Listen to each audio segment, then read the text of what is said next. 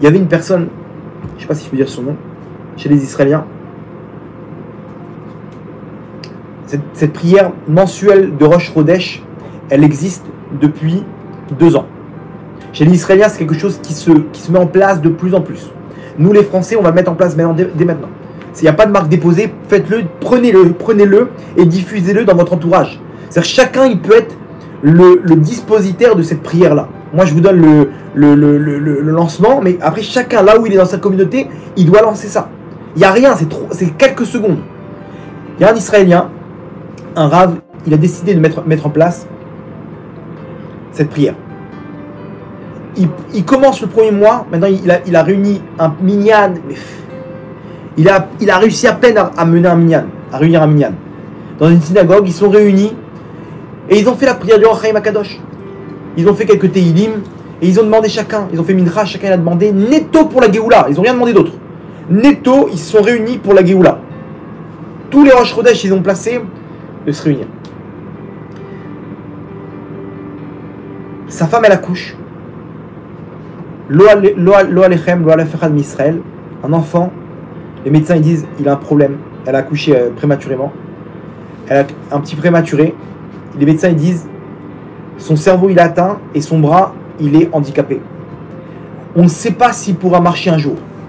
C'est-à-dire qu'il a un problème dans le cerveau. Son cerveau il est il fonctionne à peine. À peine, il n'y a pas de connexion dans son cerveau, il n'y a rien. Il n'y a pas d'activité cérébrale, il y a à peine une activité pour tenir le corps. Ils l'ont dit au début, c'est une histoire de quelques jours et il ne tiendra pas. Et lui, vous savez c'est quoi comme épreuve pour quelqu'un? D'aller tous les jours à l'hôpital et sa femme elle est là-bas avec l'enfant dans une couveuse, c'est hyper dur.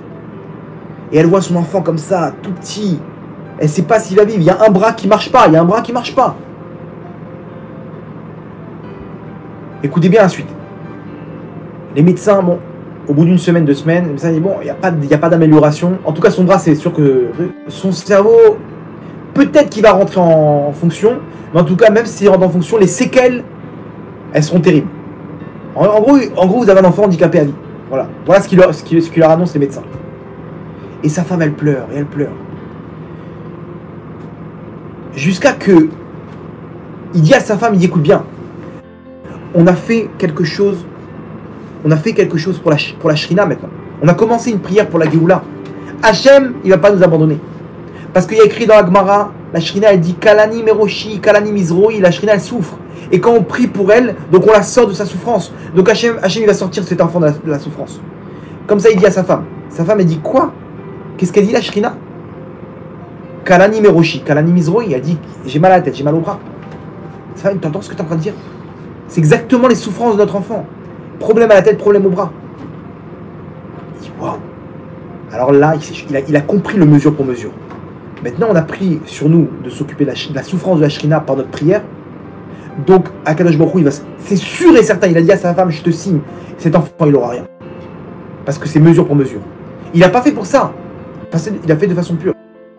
Il n'aurait pas pu savoir. Écoutez bien, il a pris sur cette fille-là.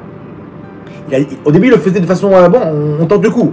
Il a réuni dans toutes les communautés, il partait de communauté en communauté pour dévoiler cette prière. Et il a mis en place dans les lignes de téléphone, dans les groupes, dans les réseaux sociaux, ils ne connaissent pas, mais il a fait en sorte de diffuser ça. Aujourd'hui, il y a des milliers de personnes qui font cette fila de Rosh Chodesh chez les Israéliens. Lui, c'est un des acteurs principaux. C'est un des acteurs principaux de la prière de la Géoula chez les Israéliens. Écoutez bien la suite. Du jour au lendemain, l'enfant il bouge le bras. Les médecins ils font des radios, ils font des scanners. Il n'y a plus de problème dans le bras.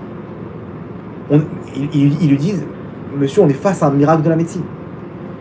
Ils se sont dit au cas où on va faire un scanner du cerveau et ils voient que le cerveau il est en marche. Au début c'était 60% seulement. Après 70, 80, 90%. Aujourd'hui, c'est un enfant, ça fait 2 ans, qui marche, qui court, qui parle. Les médecins, ils disent qu'il faut surveiller, on ne sait jamais. Le cerveau, il n'est pas encore à 100%, mais c'est un enfant normal. Vous vous rendez compte du miracle? Aujourd'hui, ça, c'est un cas qui fait partie des miracles de la médecine. C'est classé, son dossier il est classé miracle de la médecine.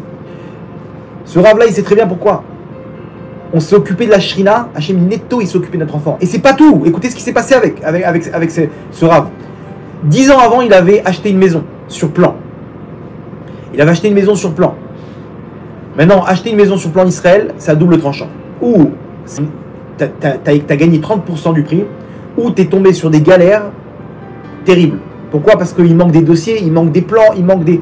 Parce qu'imaginez où ils partent sur... Ils n'ont pas encore les budgets, ils n'ont pas encore les autorisations de la mairie. Donc il se peut qu'il manque une autorisation et tout est en l'air pendant 1 an, 2 ans. Et quand c'est ça, quand c'est comme ça, qu'est-ce qu'il fait l'entrepreneur?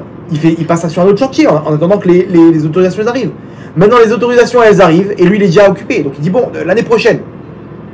Pendant 10 ans, il est sur un projet qu'il a payé, il ne peut pas rentrer parce que c'est bloqué. Le bâtiment il est fait, mais l'intérieur il est en l'air.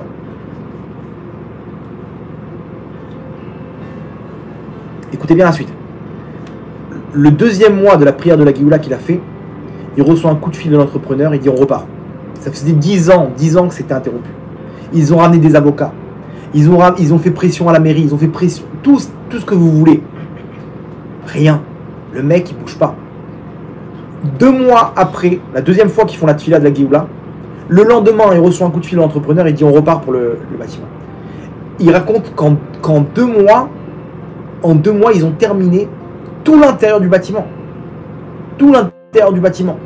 Ils ont reçu un coup de pression de la mairie, etc. Il a ramené toutes les forces dans la bataille, l'entrepreneur. En 2 mois, ils ont terminé. Il dit que 6 mois après, j'étais avec mes clés installées chez moi. Alors que ça fait 10 ans qu'il est... Vous comprenez pourquoi? Parce que tu es en train de mettre la Shrina dans son sanctuaire avec tes prières. Donc Hachem, il te rentre dans ta maison à toi aussi. Et comment on peut faire cette prière d'Hachem Shamaïm en sachant qu'il y a tellement de bienfaits? Aujourd'hui, tu fais parce qu'Hachem, il souffre. Point. Derrière, il y a une deuxième, il y a une deuxième kavana, il y a une deuxième intention. C'est pas grave. C'est pas grave. Il faut qu'on ait cette carotte qui nous fasse avancer. C'est pas grave si on le fait aussi pour nous. Parce que malheureusement, on est comme ça. On a nos intérêts. Donc, aujourd'hui, on a appris une chose.